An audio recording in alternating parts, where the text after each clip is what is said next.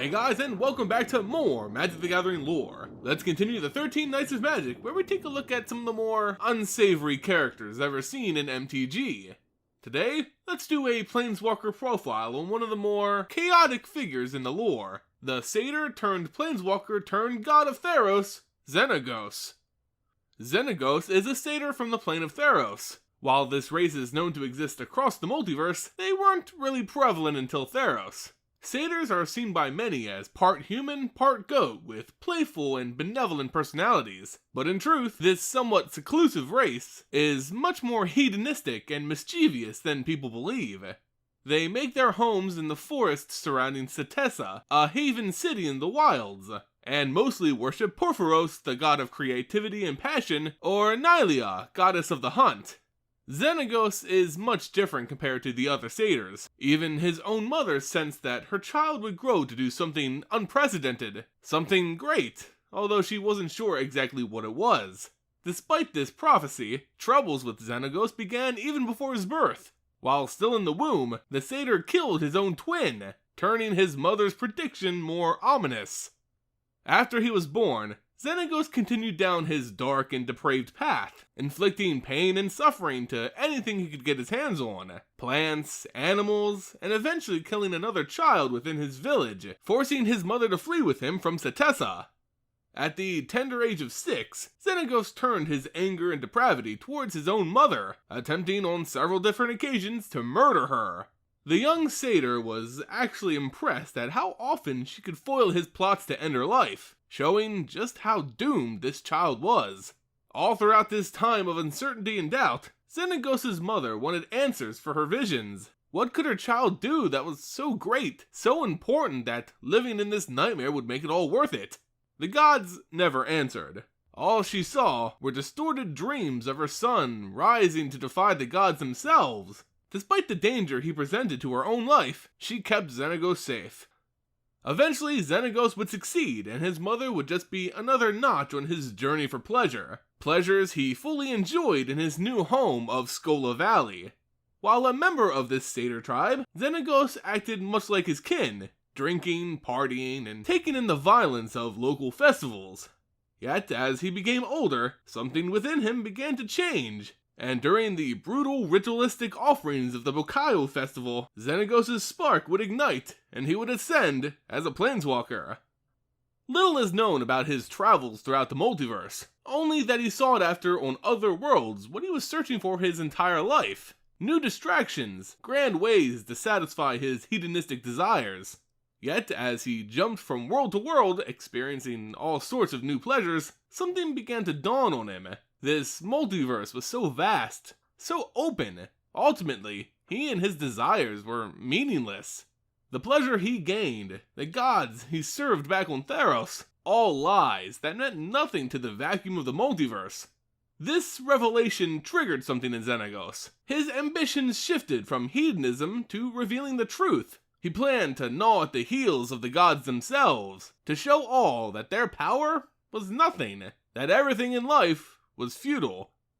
As he made his way back to Theros, he found his lustful appetite blunted and his ability to kneel before the gods impeded. He chose to no longer continue the facade currently unfolding in the play being performed in the sky. It was time for change.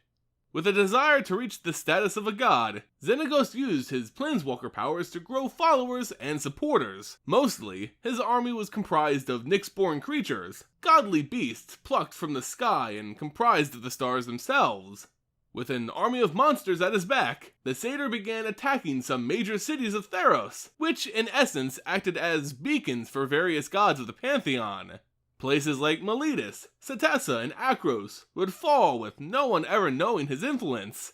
The attacks caused the Pantheon to grow blind to the world. With their oracles dead or disconnected, the gods were literally cut off from Theros.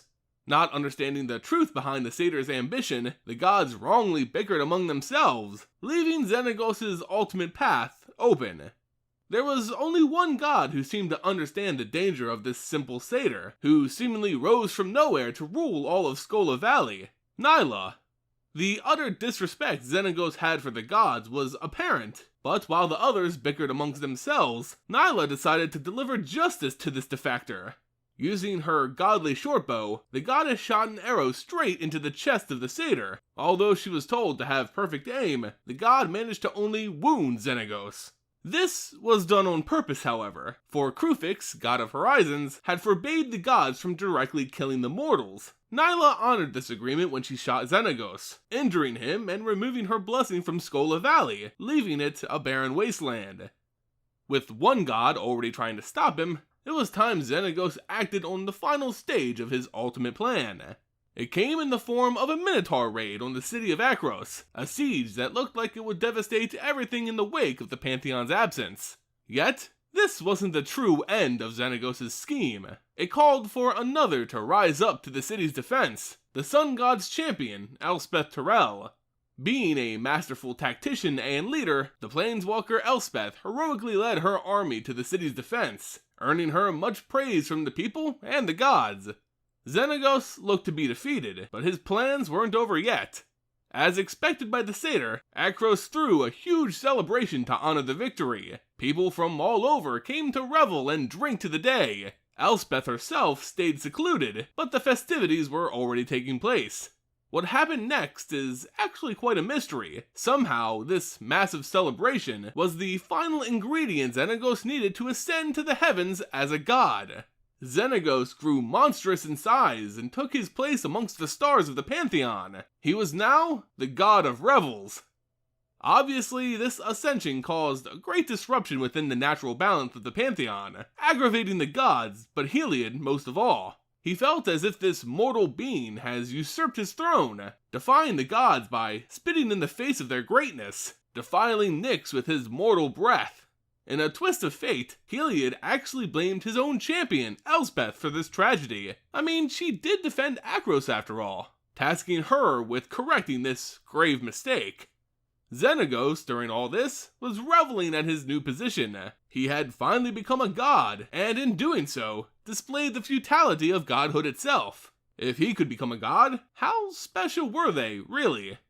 Now, as he sat in Nyx, he discovered that keeping his godly form was quite difficult. Everything, it felt like, was trying to pull him back down to the mortals. So he surrounded himself with Nyx-born creatures, those who made the night sky bright with stars, so he could secure his throne. The night became dark and dangerous on Theros. Yet his great scheme would come to an end just a few days later, when Elspeth Tirel and her friend, Ajani Goldmane, managed to travel to Nyx and confronted the God of Revels. She had with her a special spear crafted by Heliod known as Godsend, hoping the weapon would give her an edge in the fight. Yet as the battle commenced, Xenagos appeared far too powerful for the mortal to handle. He planned on killing Elspeth and taking Godsend for his own, cementing his place in the Pantheon. Yet, even when knocked down, Elspeth never gave up the fight, throwing Godsend and piercing the satyr god's chest. The godly weapon entered and made contact with the arrowhead Nyla had implanted into Xenagos during their last fight, causing the tip to explode and shatter, utterly shredding the god's internal organs. Defeated, Xenagos shrunk back to a mortal form, falling from Nyx to an unknown fate. Many believe him to be dead, while others believe he may have survived and sought refuge in Theros' underworld. Others still believe he may have planeswalked to safety and recovered.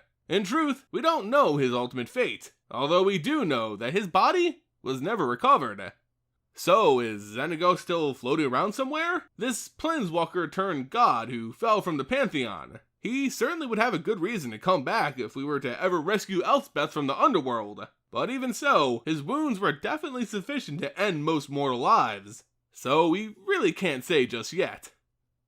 Anyway guys, that's gonna do it for this video. Since this video is part of my 13 Nights of Magic, go ahead and leave a comment in the comment section below, give the video a like, and subscribe for your chance to win a copy of Xenagos, God of Revels. If you enjoyed the video, go ahead and share it with your friends. It goes a long way in supporting future content. As always guys, thanks so much for watching, and I'll see you next time.